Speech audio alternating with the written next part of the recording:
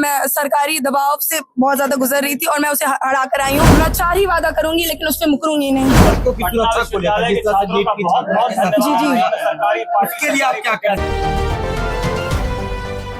शासन चुनाव का रिजल्ट सामने आ चुका है। उपाध्यक्ष पद से सिफत फैज जो है वो जीत कर हासिल किए हैं। टीम उसामा से वो हैं और वो बड़ा आरोप लगा रही हैं कि उनको हराने के लिए सरकारी दबाव बनाया जा रहा था। मंत्री के द्वारा जो है कॉल किया जा रहा था, कॉल करके हराने का प्रयास किया जा रहा था, क्योंकि जदयू से जो उम्मीदवार थे आयुष हर्ष केवल जो है 60-70 वोटों के अंतर से उनको सिफत फैज ने हराया है। बीच में काफी ज्यादा हंगामा भी हो गया था। सिफत फैज रोते हुए भी नजर आई थी और रोने की आवाज उनकी आ रही थी। उनसे जब पूछा गया कि आपकी जीत तो हो गई है लेकिन बीच में आप रो क्यों रही थी, तो वो कह रही थी कि हमको हरवाने के लिए सरकारी दबाव डाला जा रहा था, मंत्री के यहाँ से कॉल आ रहा था। इस तरह की बातें जो है उपाध्यक्ष पद से जीतने वाली सिफत फैज बता रही हैं। वो टीम उसामा से उनका ताल्लुक है और वो उपाध्यक्ष पद के लिए जीते हैं। क्या कुछ कहते हैं वो नजर आ रही है। सबसे पहले आप वो सुन लीजिए। क्या कहिएगा? कितनी बड़ी जीत मिली आपको?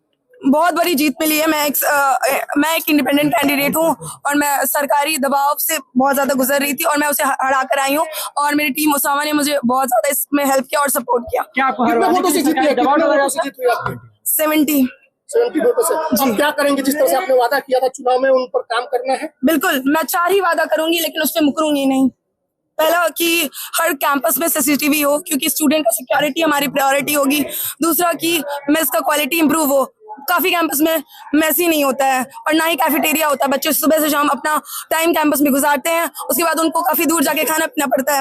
तीसरा कि वुमेन सिक्योरिटी और सेफ्टी पे भी हमारी प्रायोरिटी होगी। चौथा कि वेंडिंग मशीन्स अवेलेबल होते हैं लेकिन उसमें पैड्स अवेलेबल हो 24/7 जब भी किसी को जरूरत हो। तो मैं इन 4-5 मुद्दों पे काम करूंगी और उस पर आवाज उठाऊंगी।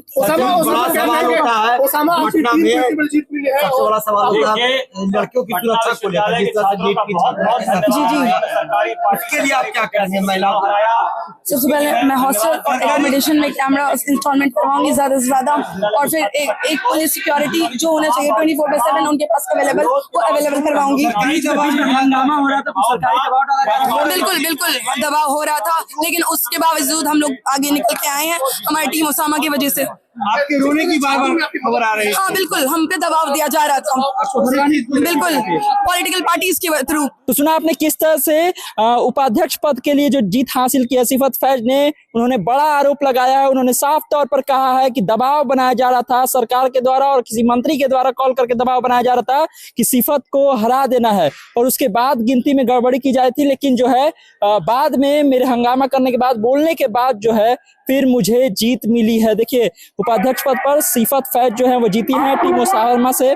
बाकी भी चीजों का रिजल्ट भी आ चुका है। अध्यक्ष पद पर इनसाई की जीत हुई है और बाकी चीजों की भी रिजल्ट जो है वो आ चुके हैं। लेकिन सबसे बड़ा सवाल है कि क्या सही में किसी तरफ से का दबाव डाला जा रहा था सिफत फैज को हराने के लिए? बड़ा सवाल जो है अब बन रहा है। तमाम सारे अपडेट के लिए आप इस तरह से जुड़े रहिए। यूट्यूब पर देखिए, हमारे चैनल को सब्सक्राइब कर लीजिए, फेसबुक पर लाइक कर लीजिए। धन्यवाद, नमस्कार।